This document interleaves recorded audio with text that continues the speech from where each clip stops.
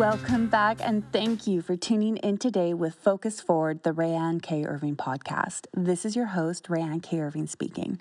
Sex trafficked girl, empowered woman, and your loudest cheerleader. This podcast is supported by Spa True Clinics, one of my favorite places to reward and pamper myself. Now, you guys, write this down because this week only receive a free 1-hour massage with any facial or peel that you purchase. Head on over to their website because during the Boxing Week Madness sale, they are handing out gifts that keep on giving. And with 4 locations in beautiful British Columbia, you don't have to miss out. Call and book your free consult today at 1-844-4-SPA-TRUE or visit their website www.spatru.com.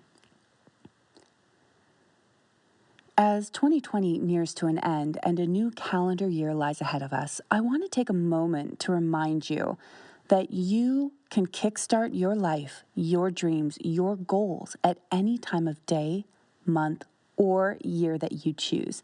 So if you didn't achieve all that you wanted to in 2020, that's okay, because you have the rest of your life ahead of you to plot your character, plan out your identity, release those old narratives, and ensure that you are the goal. Speaking of goals, when we set out to create this podcast, my primary goal was to engage in honest and ongoing conversations about diverse experiences, inner revelation, and healing as a culture from sexual abuse, violence, exploitation, and child sex trafficking, while supporting others' bodily autonomy rights and respecting their journeys. And you guys, I cannot help but be in awe of how that dream became a reality because of your support. Thank you for coming together with me to create a community of respect, love, and appreciation for the human spirit. Whether you are a sex worker, a survivor of sexual exploitation or childhood adversity, maybe you're an ally or an advocate. As Ram Dass says, we are all just walking each other home. And here on the podcast, we want to help make that trip a lot lighter, a ton funnier, and of course, more healthy and joyful. Taking the reins of our health is one of the first steps in overcoming the challenges and adversity that we all face in life. And in this episode, our guest, Evan DeMarco, dishes on a heaping of actionable information on nutrients, vitamins, and supplements to help keep us, the listeners, on track as we summit our goals and manifest our aspirations. And as a special bonus, our Focus Forward listeners will receive 20% off your next order of complete human supplements and vitamins. Just head on over to Evan's website, completehuman.com, and use the promo code podcast20. And if you missed any of that, head on back to the show notes because we will have all of that information there for you to copy, cut, and paste. Now, if you love our podcast and wish to support us, please leave a review at Apple Podcasts and take a moment to share your favorite episodes with friends and family on social media. But don't forget to tag us because we love nothing more than engaging with the listeners. Now, let's all sit back and chill as Fellow Holla takes us into our last episode of 2020.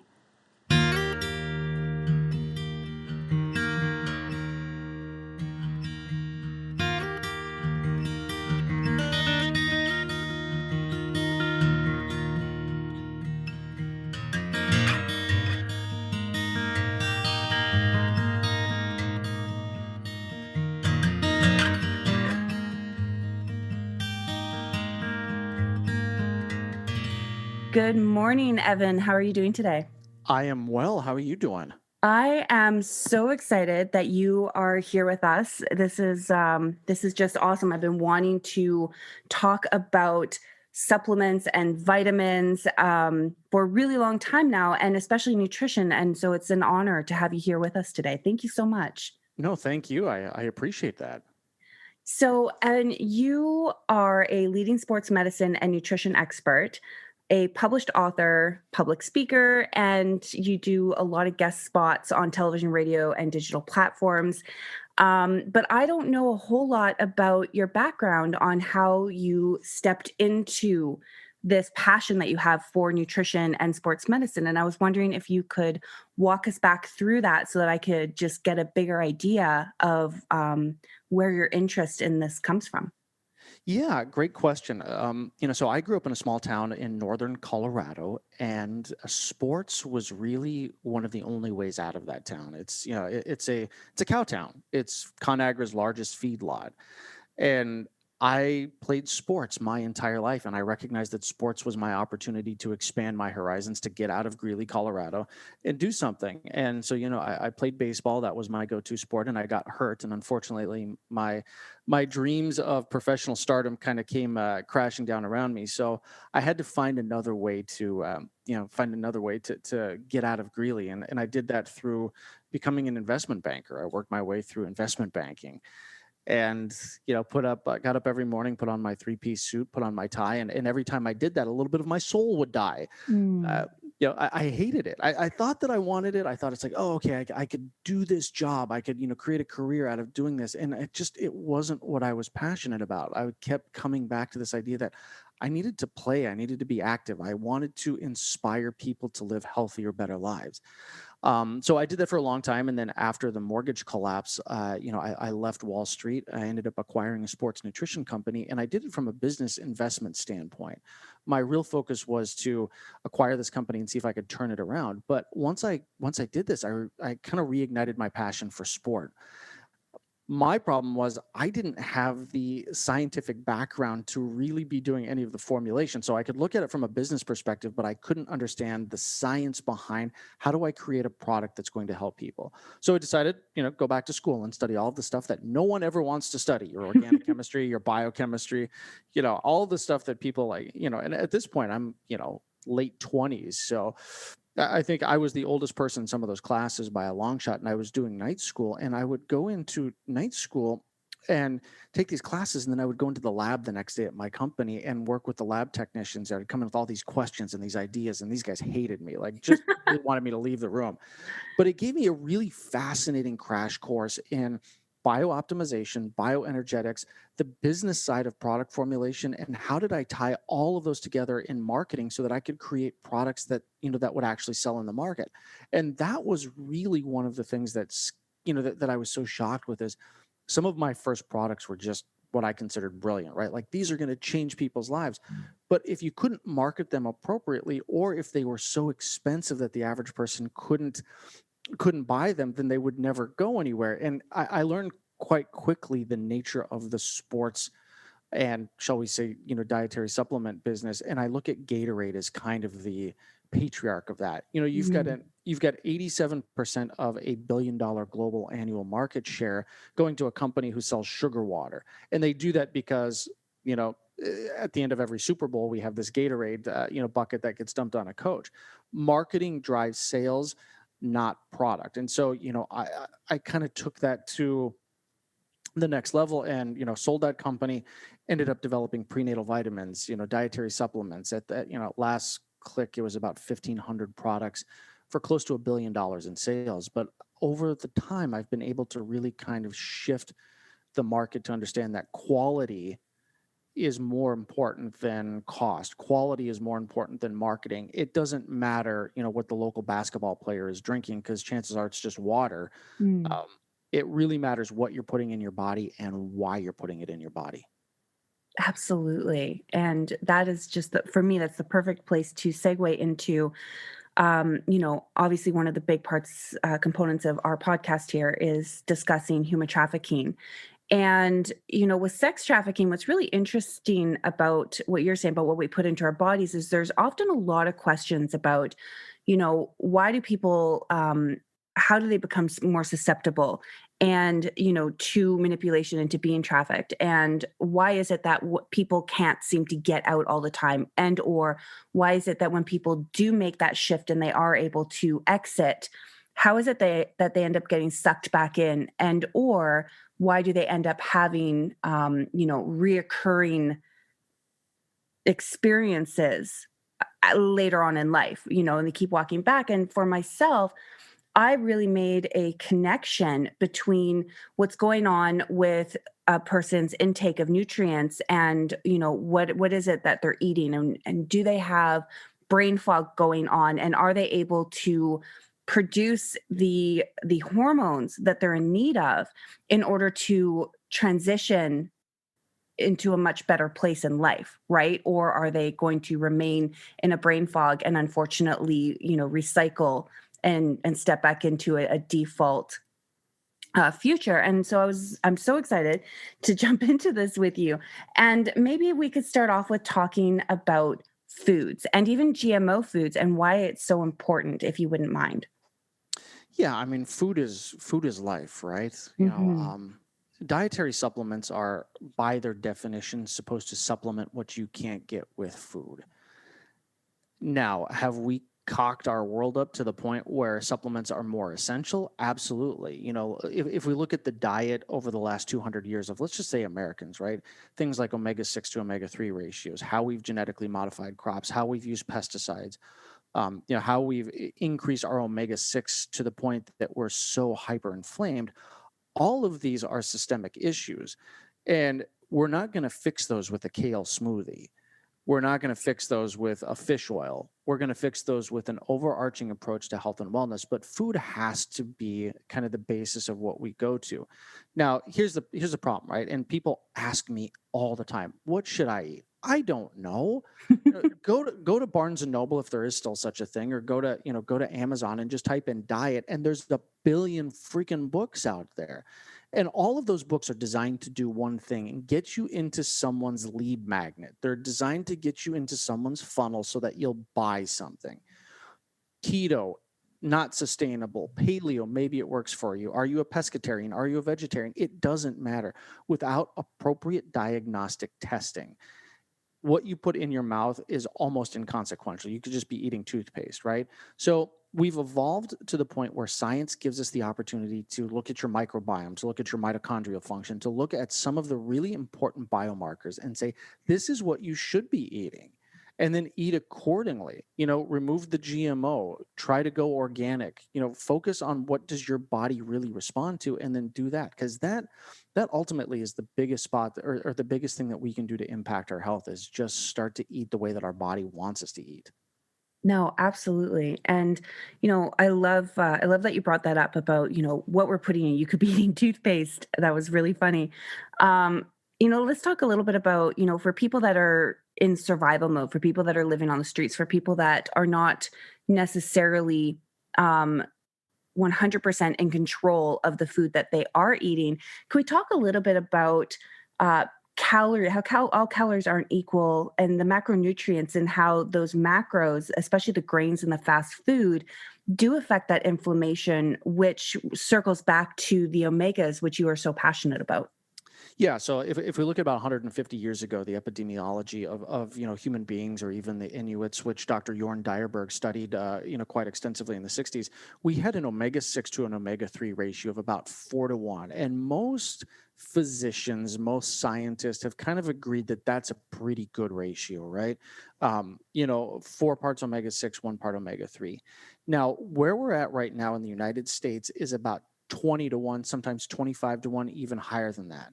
That's 25 parts omega 6 to 1 part omega 3. Now, that becomes so pro-inflammatory that our bodies are not capable of responding to inflammation. Now, inflammation we always think of as a bad thing, but inflammation can be a good thing, right? You get a cut.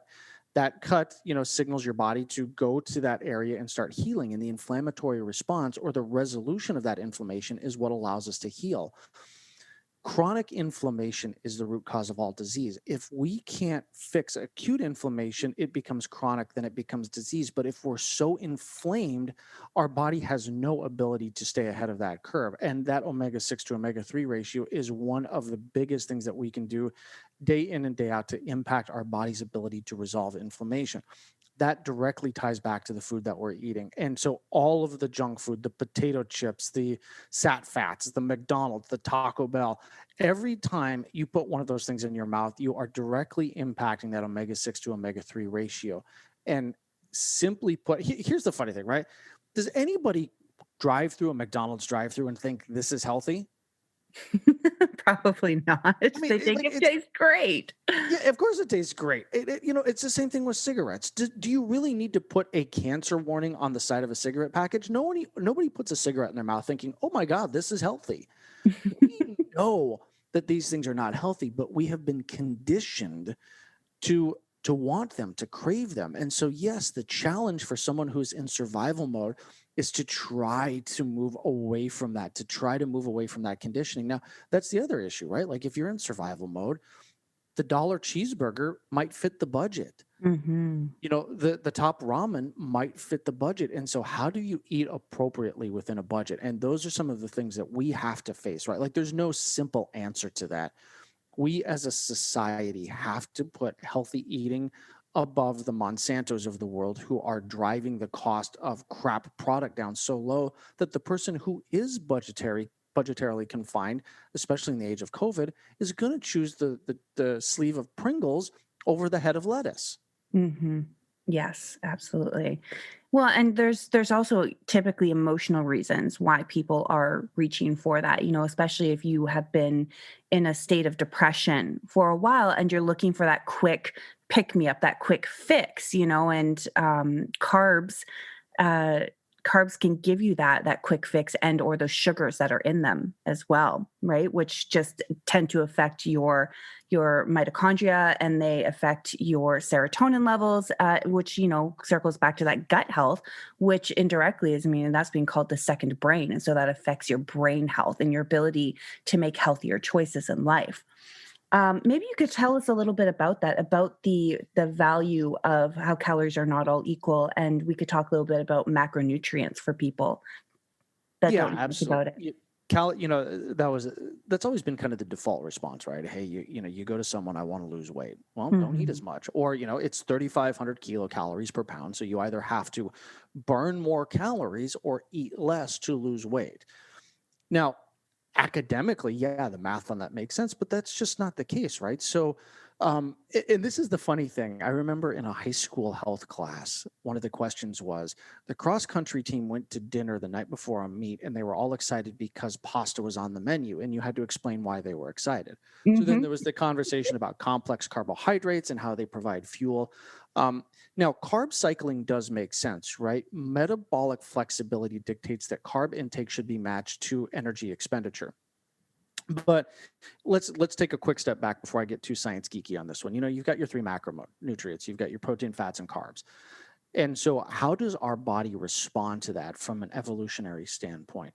Carbohydrates were not a predominant source of food intake, 1,000 years ago, 5,000 years ago, when we were just loinclothed, hairy little monkeys running around the jungle. So, how did we evolve to the point that carbohydrates became such an important part of our diet? And the answer is just, agricultural, farming, industrial revolution. We are by and large more engineered to run off of protein and fat.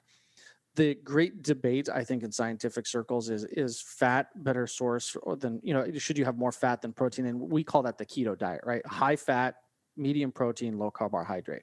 I don't think that that's quite frankly sustainable. And I think that that leads to metabolic inflexibility if you do it on a long enough timeline.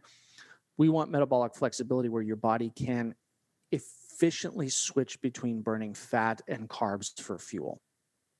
Okay. And there's a lot of things that we can do to optimize metabolic flexibility. But, by and large, carbohydrate should still be of the macronutrients, the lowest one that you're taking in on a consistent basis. In doing so, you're using enough carbohydrates, which will convert to glucose to power your brain, but then your brain still runs off of fat. It needs fat to, for nerve conduction velocity, cell to cell communication, optimal function. So, as we talk about our body muscle protein synthesis, that comes from the protein that we take in. Our bodies run off of fat in different, capacities. Our brains need it, our bodies need it for fuel source. And then carbohydrates can be that boost as we're doing more energetic or athletic things. Right. And let's talk a little bit too about how sugars, that there are good sugars out there, and then there are, the white sugar, the bad sugar, which actually causes brain inflammation. And correct me, I'm probably wrong. Maybe I'm not wrong in this one, but omegas and healthy fats, like olive oil, those serve to reduce brain inflammation. But I'm getting ahead of myself. Let's go back to the types of sugars that we're putting into our body. You were discussing, you were saying about how our body is able to convert carbs into glucose. Yeah, and it's all about the type of sugar that we're taking in. Right now, here's the thing: if your diet is predominantly carbohydrates, there comes a point where it doesn't matter, right? Like biooptimization gets us to this place where we have to make small corrections to equal big changes over the long run. If you're eating Pringles every single day, or a bag of potato chips, and all of a sudden you switch from white sugar to monk fruit or white sugar to brown sugar, that's not going to matter, right? Like that's a band-aid on a broken leg. So we have to kind of take a step back and evaluate our entire dietary platform. But yes, the refined sugars do lead to brain inflammation. They lead to a whole host of things, total systemic, total body systemic inflammation. And as we talked about earlier, if we can't resolve acute inflammation, it becomes chronic, then it becomes, disease. And that's where we see diabetes, Alzheimer's, autoimmune disease, cognitive decline. Here's something interesting, right? One of the biggest subsets of the population that's at risk for early onset Alzheimer's or dementia are gamers.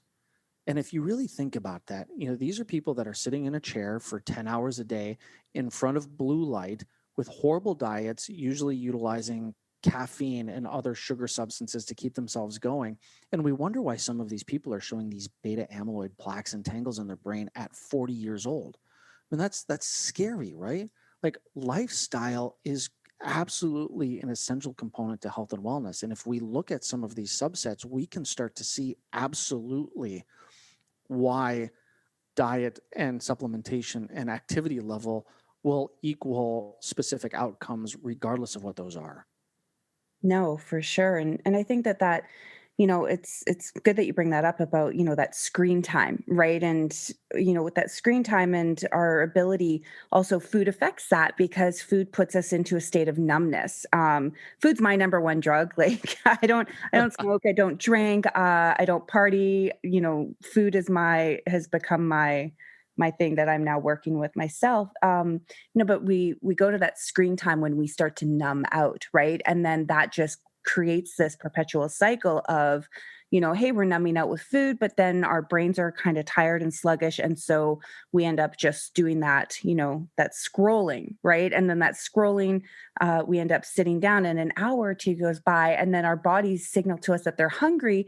And we need our brains check in and be like, hey, I know where I can get a quick, fast just uptake and a rush, and so we reach for that carb, and then it creates just this brutal cycle of not moving, intaking of those carbs that you're saying, and then that obvious possibly depression state, and then that weight gain, and just a lack of motivation and a lack of feel good. I was wondering actually if we could shift this conversation, if you wouldn't mind. I really want to talk about vitamin D. And the reason why I want to talk about that is because a lot of people that work a night shift, especially if you have been within the sex trade, and or abuse, you get that insomnia going on.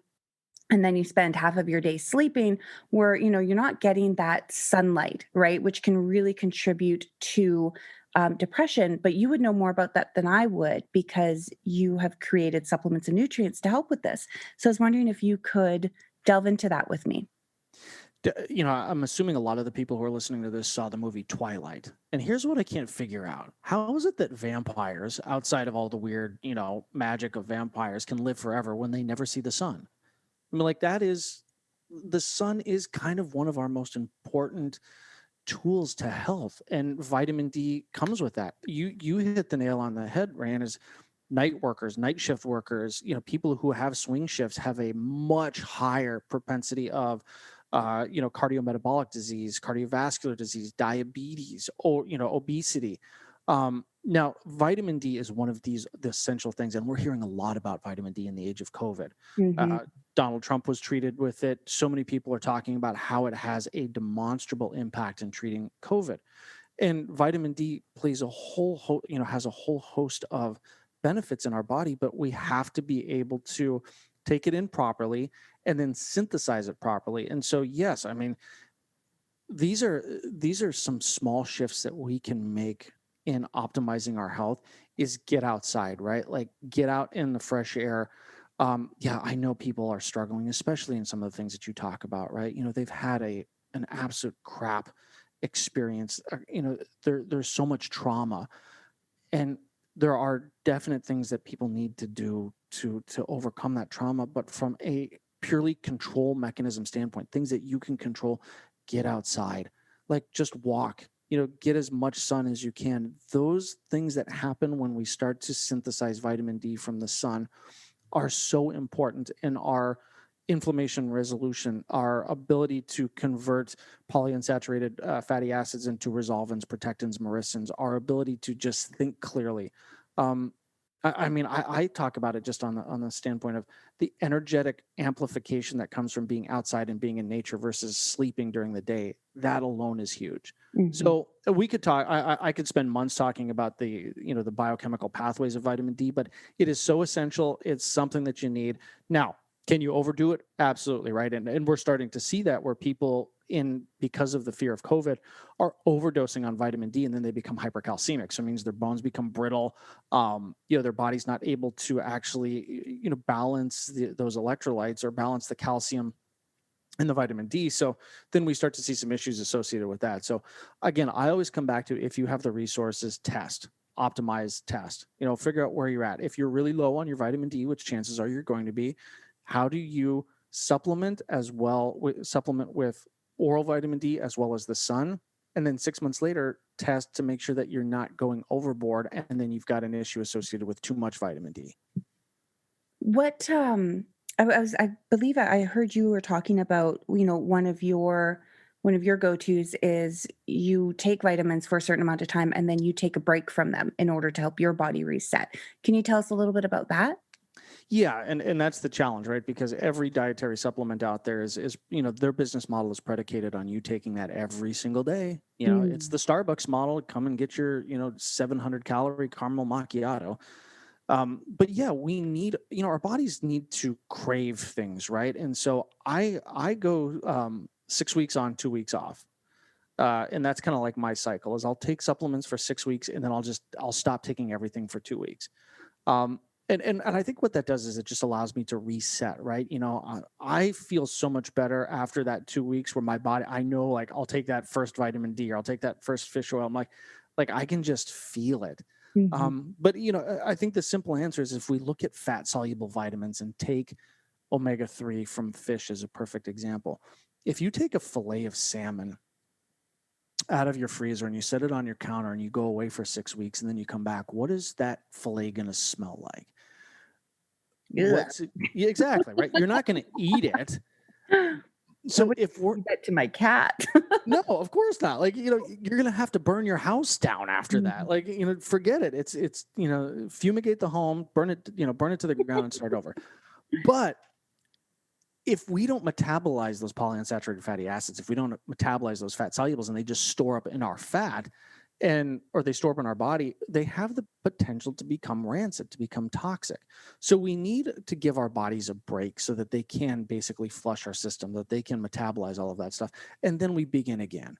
And so the cycling is very, very common in how we've lived our lives for so many years. Prior to the Industrial Revolution, we lived in cycles, right? You'd eat fish and then maybe you'd go inland because of weather and you'd eat certain vegetables because that's what grew at that time. And then you'd move to a different area and you'd eat a buffalo because that's what was available. So our nomadic lifestyles and the way that fruits and vegetables grow on this planet create the seasonality to the way that we should be taking food nutrients in. We've forgotten about that because we can grow strawberries year round in a covered tent. We can grow food year round in very specific climate controlled environments. So actually, Doctor or not Doctor Eric Meads, I believe, who wrote the Wild Fit concept, talks a lot about this idea of seasonal eating and how important that is for our bodies to kind of adjust to what season we're in, so we're taking in appropriate nutrients. I simulate that through 6 weeks on, 2 weeks off of supplementation cycling. Awesome. I do something similar. Yeah, I go off of what my body's craving, what my body's, in need of. And then I'll find myself just suddenly like not wanting that thing. And learning to listen to your body too is such an important step. I think even especially for a lot of our listeners, when we've learned to disregard what our body is telling us because survival has dictated that we can't listen, to what's going on, learning to tap back in and hearing what your body's saying. I call it the body's genius, which is, I say, triggers are the body's genius. It's the way of our body telling us where we need deeper healing. But I think that the same can be said for nutrients and supplements and, our intake of food as energy, right? So that was an awesome description. So thank you so much for that. Yeah, I and here's one thing that I would add to that, right? Like Yeah. we're hearing so much about fasting, intermittent fasting. Oh, yeah. And what happens when you do that is, and there are these crazy people like, I do my 10-day water fast. That's not healthy. A 5-day water fast, it's not healthy. Now, the reason that we fast is because of cellular autophagy. That gives our body a chance to clear out the cellular debris, the stuff that we don't need. And in that, we find that there's this optimal health. We start to see all of these different, indicators of health rise. And whether that's, obviously diabetes and the A1C, we can see some very significant impacts in A1C. But when we start to look at some of these other biochemical markers, things really start to get interesting when we fast. But one of the greatest things about it is that when you start to introduce food after a fast and you do it appropriately, you will learn very quickly what your body likes and does not like. Hmm. And even if it's 16 hours, I fast every single day. I keep 16 hours between my dinner and then my first meal of the next day. And at this point, I know what my body likes and doesn't like. But when I first started doing this, if I were to eat something that my body didn't like, I'd have this almost instantaneous response. Well, what happens when we're perpetually inflamed and we don't have that intuition? We don't have that connection with our body.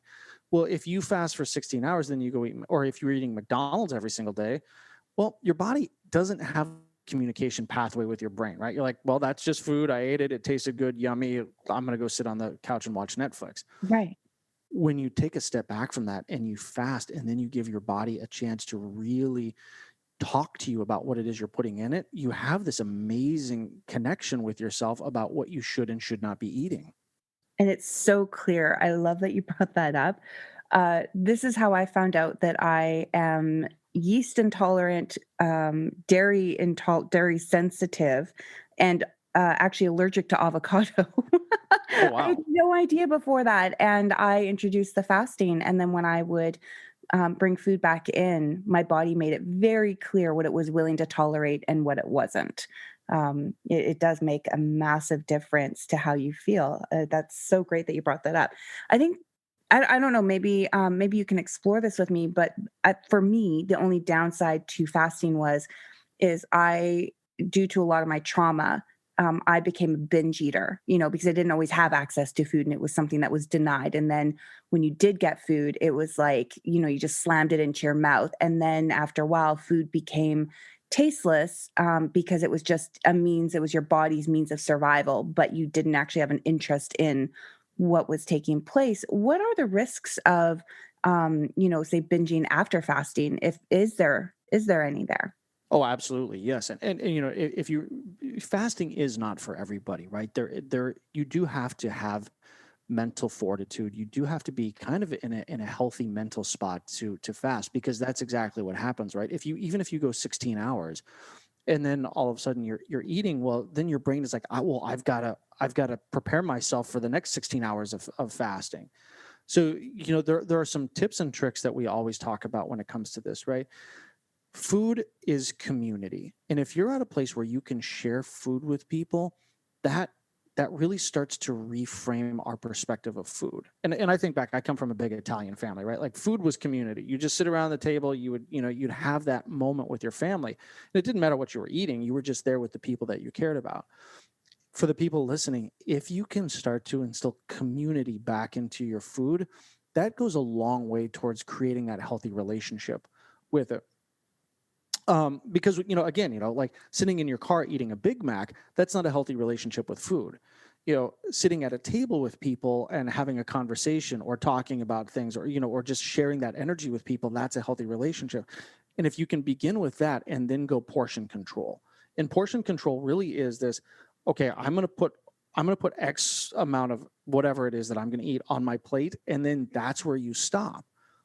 And one of the things that I've told people, and this is kind of fun, right, is if you tell people what it is that you're doing and ask them to hold you accountable for that, intermittent fasting becomes a whole lot easier. Like, hey guys, I'm pre-diabetic. I've got some serious issues. Intermittent fasting really seems to be the way that I can help fix this. But yeah, sometimes I have some issues. So if we're sitting down to a meal, I'd like you to help hold me accountable for this plate of food is what I'm going to eat. And then, don't be afraid to whack me in the hand with a ruler if I reach for something else. That's awesome. Uh, that's fantastic. I love that. And it does go a long ways when you have that community helping. I know for myself, one of the things that I really had to do to change my relationship with food, and this is a work in progress. I'm by no means perfect at it. I'm far from it. Is I've introduced doing mantras, and telling myself, trying to explain to myself that food is medicine, in order to change how I view food, right? Rather than it's just something that's going in and out. Food is medicine. What I'm putting into my body is, what's going to help shape the way that my day is going to play out. And so yeah, that's just something that that I've been doing personally. So let's talk a I think little that's a bit. Oh, go ahead. Sorry. I was going to say, I think that's a brilliant way to look at food, and even take it one step further is look at the vibrational energy of the food that you're taking, right? Like Mm, fresh fruits and vegetables, organic, grass fed. These are things that have a higher vibrational energy. Processed foods, McDonald's, all of the things that we keep bashing on this one, but I want to hammer that home: low vibrational energy. yeah. So if we understand that everything is energy, and we're putting food into our body that we feel grateful for, so we have that sense of gratitude with the food that we're eating, and we pick the right food, that elevates our vibrational level so far beyond anything else that we can do. Absolutely. And let's talk about the way that GMO, again, we're going backwards, but let's talk about the way that GMOs actually affect the vibration, or at least my understanding of it. And because this is more your area, I'll tell you how it is that I've interpreted the information that's come at me, which is GMO, genetically modified food. Our bodies don't always know what to do with it because it's been modified. And so when our bodies take in that energy, that our DNA reads it and then it stores it or it shifts it into use. And it can't always with a lot of these GMO foods. And so that ends up, when our bodies don't know what to do with it, they put it off as waste, which I've heard becomes fat, because it doesn't know how to use it for energy. It doesn't know how to flush it out. And so it ends up sitting there within our systems. Could you maybe do a better job of helping me understand that and our listeners? Yeah, I mean, honestly, let's go back in time and look at the Greeks, right? The Greeks really talked about this idea of food being vibration, this vibrational energy that connects us, that binds us. Call it the Force if you're a Star Wars geek, because it's really that's what it boils down to. Mm, So there are two types of genetically modified food, and GMO gets a bad rap, justifiably, but there are evolutionary pathways for something to modify itself, right? mhm. And that could be a survival mechanism. That could be something where nature, um, Darwinian evolution says, I need to change the way that I grow. I need to change the way that I survive. And sometimes those foods are very, very good to eat, right? Like there's no original strain of corn left on the planet. There's none, some of the stuff that's evolved in the rainforest that we eat all the time. I mean, just everything evolves, right? So our nature is not necessarily entropy, even though some scientists will say that. Our nature is to evolve. And in that evolution, we have genetic modification. Now, then there's the genetic modification that comes when Monsanto comes in and says, well, this strain of corn has become resistant to the pesticides that we're putting on it. So we have to genetically modify it so the bugs don't eat it. That's the bad stuff, right? And that's the stuff that you put in your system. You start to see the shortening of telomeres. And telomeres are a great conversation for anybody out there. Google this, but a telomere is the best way to think of those are the plastic caps at the end of your shoelaces. So every time you have cellular mitosis, every time a cell divides, your telomeres lock that cell in place. Your body makes a copy of that cell, and then the old cell gets flushed out through cellular autophagy. Every time a cell copies, that telomere gets shorter and shorter and shorter until that cell can no longer copy, and then you have cellular death. Or what sometimes can happen is that telomere will fray like that, like that shoelace. And then if it starts touching other telomeres, or if it starts fraying in an improper way, you have genetic mutation, which is oftentimes cancer. So when we start taking in GMO foods, those telomeres shorten faster and faster and faster. So, every time you take in a GMO Monsanto cheap, product that you're buying at your grocery store, you are absolutely shortening your lifespan. More importantly, you're shortening your health span. And I want to talk real fast about the difference between those two, because we really focus a lot on lifespan. But what happens if the last 30 years of your life are spent in a wheelchair or in a nursing home? We want our health span and our lifespan to be as close as possible, meaning you're healthy, you're active, you're living the life that you want, and then you just die one day. Death is inevitable. Health span is one of those things that has become a major problem in the United States because of the way that we live, our sedentary lifestyle, our diets, our GMO. So what's the point of living if we have to spend the last 30 years of our existence in pain, in discomfort, needing someone else to take care of us? Telomeres are a great indication of cellular age versus chronological age. And so there are a lot of tests out there that will tell you what your telomeres are doing and what your cellular age is versus your chronological age. Every time we put a GMO thing in our system, that vibrational energy comes down, our telomeres shorten. We are just not in control of our own health span. That was a really beautiful description. I love it. I just learned so much right there. And I agree with you. It's when I look at, let's use the Golden Girls as an example, right? Like when we look at the way that people were aging, say the way that when they were 50, they looked like, what our 80-year-olds now look like. And I think that those life choices and what we're doing with our body, what we're taking in, like you just said, really affect our ability to live the life we want to live. And I also think that so many of us, like for myself, when I exited the streets, and I was so familiar with discomfort and pain, like that was what I physically knew. And so when I started working with horses, for me it was completely normal to wake up, and if I didn't hurt, I literally thought that there was something the matter with me.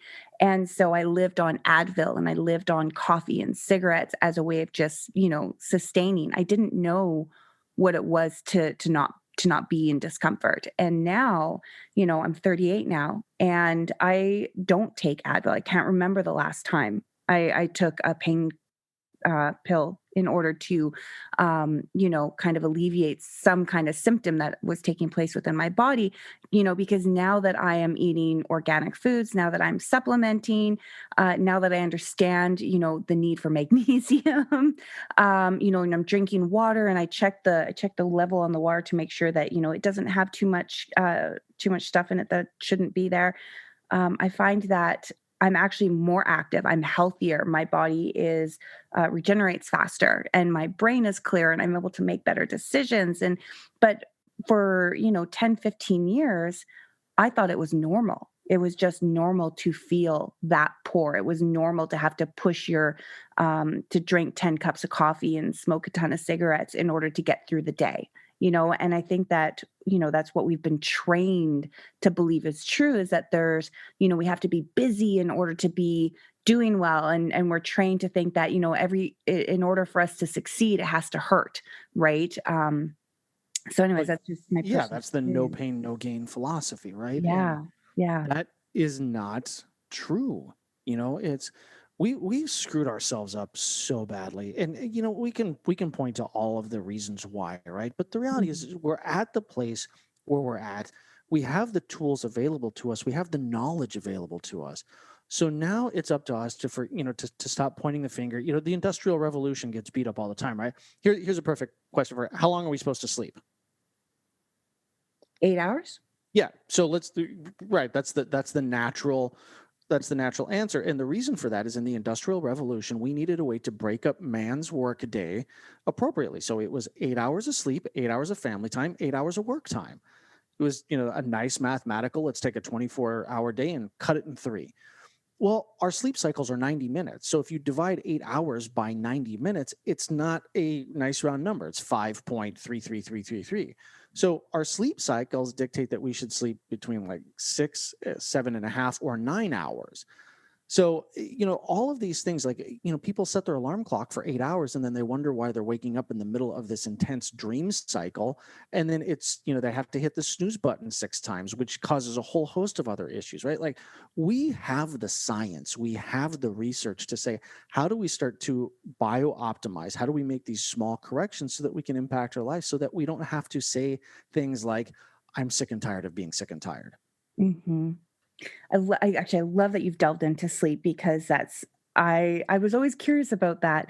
Why I felt so great after only getting 5 hours of sleep versus like a 7 or an 8, and I'd wake up more exhausted than if I had just woken up at that 5 hour mark. So that was a really cool piece of information. Let's talk a little bit about the glymphatic system because Ooh. glymphatic system operates during those sleeping hours. And so for those of you that don't know what the glymphatic system is, that is, and correct me if I'm wrong, but that is your glial cells and within the brain. So your glial cells are what help to heal your brain, but then it's the lymphatic system of the brain, right? So that's what they're calling the glymphatic system.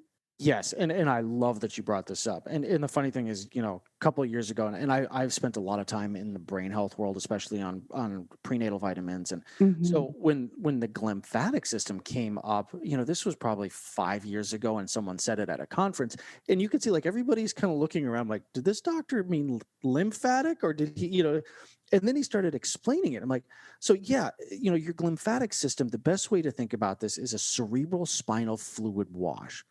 When you get into the deepest levels of sleep, cerebral spinal fluid comes up from your spine and basically goes spin cycle on your brain. And it starts to pull out the beta amyloid plaques and tangles, the unused proteins, the waste stuff of your brain. Now, and then it removes that, right? Then it pulls it back down, and then you start to excrete that, or you remove that through this system. Well, when we start to have poor sleep quality, that system doesn't allow us to really get into those deeper levels of sleep and allow this glymphatic system to do its job. Now, one night isn't that big of a deal. 2 nights isn't that big of a deal. But when sleep problems become chronic, that's when we start to see the advanced aging of the brain, early onset Alzheimer's, early onset dementia, these type of things. So sleep is absolutely one of the most essential things that we can do. And that becomes, as you said, Ryan, very contrary to this idea that we've beat into people's heads for so long as, sleep less, work more, be more productive. Well, no, it's the exact opposite. You will burn yourself out, you will shorten your lifespan, and you will make yourself far less effective by trying to operate on 4 hours of sleep versus the 6.5 or the 7.5 that, so it's up to us to really find that sweet spot of our sleep cycles, our sleep patterns, and that becomes the non-negotiable. Hmm. There are so many other things that you can cut out of your day. Sleep should not be one of them. No, 100%. And I found too that especially for people entering into that burnout stage and myself included in that, I see it in my family, I've seen it in myself, I've seen it in friends, for other people that have endured trauma and are, looking for viable options to try to help shift their mindsets, which is that, when you can't sleep or your brain's too busy, right? And it can't get that good clearing cleaning time, we push our bodies to the max in an effort to drive ourselves to sleep, which can, sometimes do the opposite. And then I see people having to turn to pills. And so then, they're trying to take pills in order to sleep, but they're waking up just as unrested as well.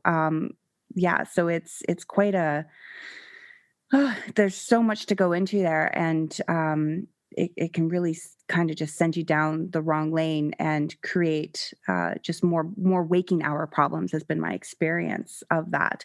What are some things that people can do in order to help their lymphatic system clear out? Like, does it have anything to do with that blood-brain barrier? Does it have something to do with, the types of sugars and food that we're putting into our body that help us to stay asleep?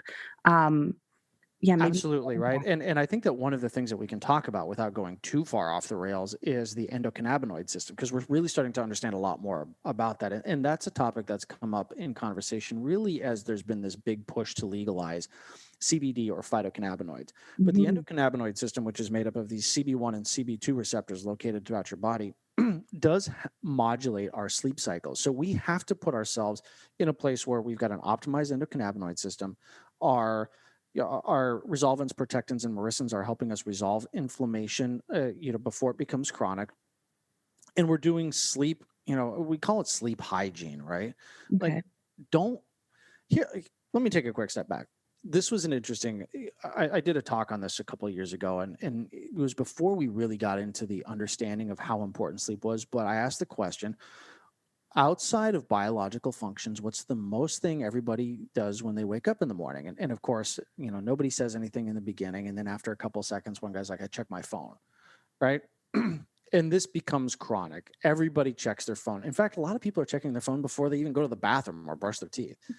So what happens when you do that, right? You go on your email and there's a problem from your boss. You go on Instagram and we have that chemical addiction. Scrolling through Instagram or Facebook is literally no different than pulling a slot machine, arm. It is biochemically an addiction that's designed to create a dopamine response. Mm-hmm. So we go throughout our day, right? And we have these chemical addictions that, especially in the digital world, that keep us amped up. Well, what's the last thing that most people do before going to bed? They check their phone. So now you've got blue light activation, your cortisol switch gets turned all the way up, your melatonin switch gets turned down because of the blue light activation, and you've got that dopamine coursing through your system because, oh my God, I didn't get invited to a party that my friends posted on Instagram, or, there's this cat video that I just can't, stop watching, whatever it is. So now our sleep patterns are interrupted. We've got massive amounts of dopamine coursing through our system. We've got blue light activation. We've got cortisol. Our melatonin switch is way down. How is it that we can expect to actually get into the deepest levels of sleep? And so that phone, that chemical addiction has to be one of the things that we put away long before we get ready to go to bed. Mm-hmm. I say 90 minutes, don't look at your phone. Charge it in a different room. Read a book, take a bath, create a standard nighttime routine. Sleep hygiene is what it's called, that prepares your brain every single night to go to bed. And when we do that, you will find like just a week of that and your life will change drastically. Well, and I definitely want to expand on that a little bit, because I know that there are going to be people that are transitioning, from trauma, and that can lead to loneliness, and that loneliness can often have us reaching for that phone, right? And because it allows people to feel like they're a part of something when they are, feeling super disconnected and or separated from themselves or the people around them, and so. If you are, I just think that if you are reaching for that phone at night, maybe pick up a journal and start to write about the things that you're feeling, in an effort to help understand why it is that you are reaching for that phone, if you're seeking that connection with other people. And then, maybe start to journal about reasons, or ways in which that you can try to find that connection with other people. Right. So I think that that's just another way to combat that reaching for that phone at night. I want to talk about a little bit, because I know I don't have you here for much longer, and I'm loving this conversation. I could listen to you geek out, go all science on me. I love it. But I do want to talk about why it is that you agreed to come on the podcast and your book that you wrote recently. Because I am huge on epigenetics. Like I geek right out when it comes to epigenetics. So I want to talk a little bit about that. And can you tell us about your new ebook, which is the 4 Pillars of Epigenetic Change, and why it is that you became passionate and interested in assisting to help raise the awareness around human trafficking and sex trafficking? Yeah, well, the 4 pillars of epigenetic change are a little bit different. So we've got 2 bucks that we want to talk about, and I think, 2 books. yeah. So epigenetics is really kind of an approach that I took when early on in my life, my grandfather was diagnosed with Alzheimer's, Parkinson's, and lead poisoning. Now, in the 60s and 70s, he owned a gas station and a painting company. So he was just inundated with all of the bad heavy metals that you could possibly be inundated with. And it had a significant impact in his life. Mhm. My grandmother was the original health and wellness crusader. I mean, she was subscribing to like newsletters from quack doctors back in the 80s, long before there was an internet. She was talking about things like chelation therapy and sauna therapy and cryotherapy when doctors were laughing at her. And those same things are now like standard protocols for treating these diseases. So I was inspired to really understand epigenetics and the reason, the reason why we get sick and the reason that, or how we can stop getting sick or how we can prevent getting sick. And so epigenetics really is just that. It's above genetics. You are not your genes. You can rise above the genetic hand that you were dealt, and that is 100% lifestyle. I talk about it in the construct of the 4 pillars of epigenetic change, which are the 4 pillars of complete human, and that's mental fortitude, physical health, spiritual abundance, and planetary connection. How do you mentally make yourself strong so that you can continue to optimize your physical health, so that you can create a spiritual connection to, whatever that is? And it's, I never preach, God, Buddha, Brahma, mushrooms, it doesn't matter, right? What is your spiritual connection to the world and other people? And so when you have those 3 things, the mental fortitude, the physical health, and the spiritual connection, oftentimes we find that there's a community that rallies around that. And what can that community do? And that can change the world. What's the point of everybody being healthy if the planet dies around us and we're all going to be dead from, carbon monoxide poisoning in 50 years? So it's living with a purpose. It's healthier people for a healthier planet. Now, when we talk about sex trafficking, there's another book that I'm really excited about, and this is just launched on Amazon on December 7th. It's called Mia and the Go Away Monster Spray. And so when my daughter was 4, she found a monster in her closet. And any parent who's ever gone through this knows that you just can't solve it with logic, right? You come Mhm. in, you open the closet door, you show them that there's not a monster in there. And the second you close the door, the monster comes back. So this happened. And eventually I'm like, okay, I can't get the monster to go away. How do we fix this? So I took my daughter downstairs and I took a bottle of lavender oil, some excipients, some food coloring, and we mixed this all together and we created this stuff. And then I cut off a little tiny bit of her hair and I put it in this bottle and I Mhm. put a spray topper on it. Told her the hair's the magic that allows us to create this go away monster spray. So took it upstairs, sprayed the lavender oil all over the place, and lo and behold, it worked. And so now she has this go away monster spray. And I'm a divorced dad, so she takes it back and forth to her mom's house, to my house, and it works. And it's something that's been kind of a, just a part of our lives. And I wrote this book just because I wanted to chronicle like our little adventure together. And then, last or at the beginning of the year when I was supposed to run 100 miles to raise awareness for Operation Underground Railroad and COVID kind of killed that, I figured like I want to help this charity, right? Like Mm. stopping sex trafficking, period, and especially of kids has to be our number one priority. I've said this before and I'll say it again. With all of the issues that we face with global warming, with climate change, with racial indifferences, with political strife, with all of that, those all are meaningless if we can't keep our kids safe, if we can't protect our children from the atrocities that some of these kids deal with on a day-to-day basis.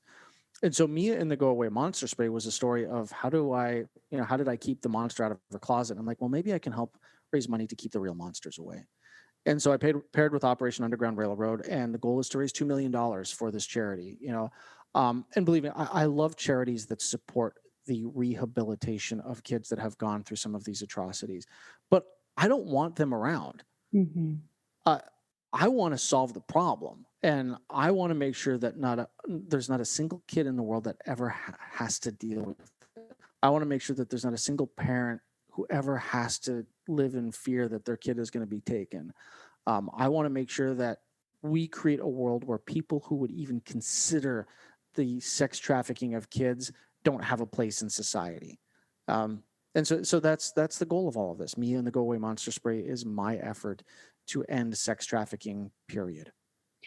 Well, I love that you said that. And it's so like, yes, the raising the awareness of what's happening to our kids. And of course, my approach is having you on here because I believe, what you've done with, sharing with the information of nutrition and supplements, that goes such a long way to helping people heal themselves. And it's, when people who have experienced trauma have children, and then, we have to heal that somatic memory. We have to heal those epigenetics. We have to change our environment. We have to shift our behavioral patterning so that we teach our children, so that we share with our children, so that we are always including their future, into the forefront of our experience, so that way we are, presenting them with this awareness as they grow, that they can be more than what it is that was, either presented to them or laid out for them, or what it is that came previous or prior to them. I think it's such an important topic. And health is, again, health is at the forefront: mental health, physical health, spiritual health, all of it. And so it's been such an honor to have you on here. I know that there's so many other things that I really wanted to get into with you, and maybe you'll come back and we could have another discussion. But I know that our time here is kind of limited. So thank you so much for coming on today. Thank you for sharing all the information. Where can people find you at? Because you have so much going on. You've got 2 podcasts, you have the books, you have your Complete Human supplements. Tell us, where can people link up with you? Oh, geez. I hate to say it, but Instagram is kind of one of those places that becomes a stage gate for all of the things that I'm doing. So Evan_DeMarco on Instagram. CompleteHuman.com is, a place where you can see the supplements, you can see the digital content, that's some of the affiliate stuff that I do with NBC. SingleParentsDaily.com is the Single Parents podcast that I host along with Chadi Dunmore. So you can find me all over the place. It's usually Instagram, and people try to connect with me through there, and I do my best to try to get back to everybody who has serious questions. So that's probably the best place. Awesome. Thank you so much. It was just such a pleasure talking to you today. Thank you. Appreciate it. Awesome. Okay, listeners, thanks for joining in with us today, and we will catch you next week.